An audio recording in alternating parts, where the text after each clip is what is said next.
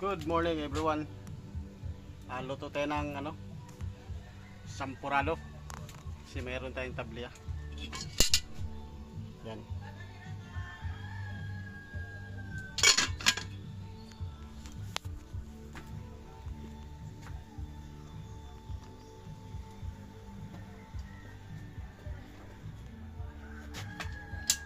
Pakuluan mo muna yung tubig bago mo ilagay yung bigas, pero malagkit na bigas ang lulutuin namin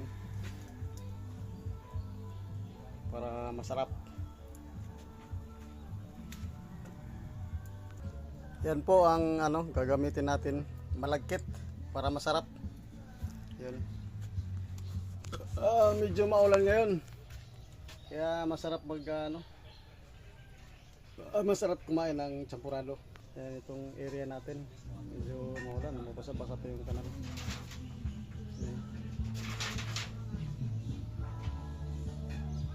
Yung buhay probinsyang malapit sa syudad. Antayin lang natin na kumulo tong tubig nito. Hindi maganda yung kalabasan ng bunga ng kakao ngayon kasi ulan-ulan.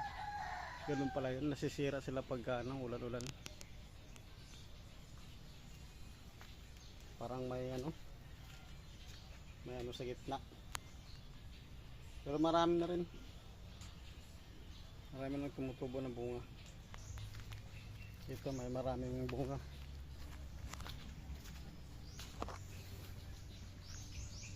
Yan. May mga hilong na sa dulo pero sira daw yan. Ganun pala yan. Yan.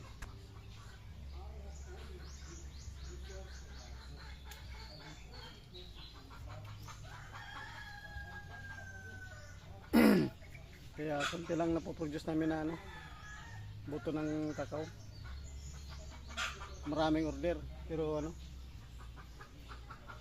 konti lang yung pag bumili ka naman sa market, nako, 500 din isang kilo. Napakamahal. Yan. Tapos maproseso pa.